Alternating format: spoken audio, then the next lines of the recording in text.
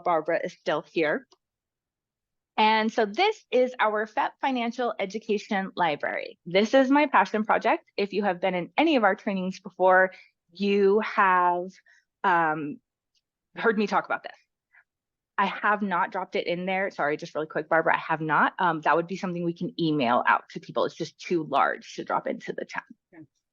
So our financial education library is a collection of children's books. We call it our curated list of children's books with personal finance and economic themes. I have also worked hard to make sure that we have a diverse representation of protagonists, settings, point of view, and authors in here as well. And we have a really wide range of topics that fall under everything from investing in human capital to the basics of economics, to employment and careers, to workers' rights.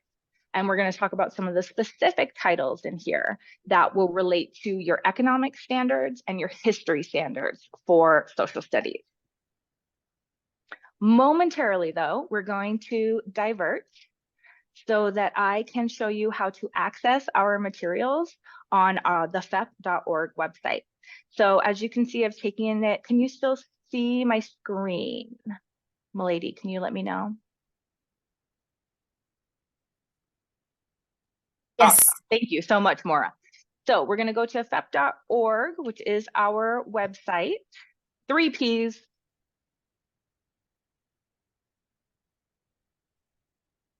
And here we are. So this is our financial education homepage. We are administratively housed through the Office of the Superintendent of Public Instruction, which is why our webpage is based here. You'll see our links over here, our tabs kind of on this left-hand side. Everything you would want will be in resources and links right here. If you're looking at this on your phone, these tabs will appear on the bottom of the screen. You got to scroll down to get to them. Everything here on financial education resources page is designed for educators, students, and lifelong learners. So in our 4th tab, you will find the FEPPP library, and all of the titles are listed here alphabetically with the author. And I'll scroll down a moment here. In addition, I believe under the grab and go resource collections, we have the PDF version, which is what I showed you just now. So this is more of a digital resource. From here, you can click into individual books, and I'm going to show you what happens when you do that in just a moment. But from our other website here, please just know that you can go for any specific title very easily. So 2 different ways to access this and all of our other amazing resources here. I would especially recommend our grab and go resource collections tab. These are many of the topics that I've done presentations on. As you can see, we have social emotional learning resource package, financial education for special populations K through 12. So just a little plug for us and the work we do there. But as we come back to our digital resource here, when you click on one, and I'm going to scroll down to Wilma's Way Home because it's one of the titles that we feature in this webinar, and you click on it, you will be taken to this document, which is a resource guide. It's like a companion resource guide for each book. And this is something that I have designed and created with the effort of making it very simple for teachers to extend learning here.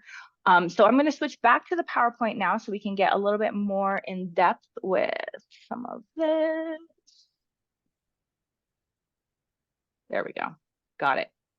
And I trust everyone will let me know if we have any technical difficulties. So here is slightly larger, just slightly larger version of our resource guide. Like I mentioned, this is something that we created and put together with the idea of making it simple for teachers to integrate these books. On the top, you're going to find all the information that you would need, perhaps if your librarian wanted to read this book or find this book or order it for your school. But most importantly, you're going to find a link to a free online video read aloud. You do not have to have this book in your possession for your students to be able to enjoy this story and learn from it. Thank you so much. Mary in the comments just noted she has been gracious enough. Mary is part of our FEPPP Fellows program and has been gracious enough to kind of test run, pilot these programs for us and make sure that they're as effective as we hope they would be in her 4th grade classroom. And she has had success. She said her kids love the activities. So thank you so much, Mary, for sharing that.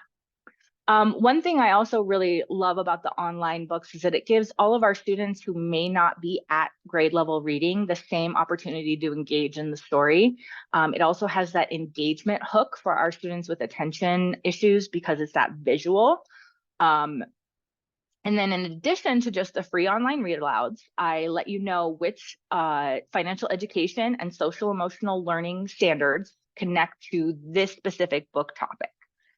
And then we go through, I went through and I have collected the best lessons and activities that already existed on the internet from quality sources related to personal finance and economics, but also cross-curricular lessons that enhance learning or, continue just exploring a specific topic. And again, everything here is directly linked. There should be no need for you to search for anything. I'm in the process now of actually reviewing the first batch, and I'm already finding some activities, dead links are just going to be kind of a part of, my job as I check through and make sure that these are as relevant as possible for educators. But we do that to make sure, like I said, if you click on it, I want it to work. So what would you find maybe when you clicked in on one of these lessons? So what you would find, and I could, from the first resource I have linked in Wilma's Way Home, this is from the publisher. The publisher had created this guide for the book, for the reading. It has a great graphic organizer here for some of the Cherokee vocabulary. Wilma Mankiller, I should probably go back and give a little bit of a primer on this story. Wilma Mankiller was the first female chief of the Cherokee Nation. She has a life full of hardship, everything from being growing up in poverty to being hurt very gravely in an accident and having to come back both physically and mentally from that. She has an incredibly inspiring story. She's one of those people I think we should all know her names, and it's almost a crime that we don't. Sorry, figure of speech. So this is just one of those American figures that it's like, oh, we should all know who this person is. So as I mentioned, going back to the story. So we have some of the Cherokee vocabulary, and they dig into what does it mean, what is the significance. This middle lesson is from, I want to say, the Virginia Council on Economic Education. So when I'm pulling from the internet, I'm not pulling from Teachers Pay Teachers. I know there's some great stuff on there sometimes, but I'm pulling from open source places where you can access these free resources, copy them, utilize them with no copyright issues, and all the permissions are open source. So this lesson talks about obviously natural, human, and capital resources that relate to different First Nations across the geography of the United States. How did the geography of these nations influence the capital resources that they had access to or could create, the natural resources that they had access to? And this one does also give, like you see at the bottom there, a word bank, which I always appreciate. And then on the right-hand side, Wilma Mankiller was actually one of the American women featured on the Quarter during, I want to say, last year's recognition cycle.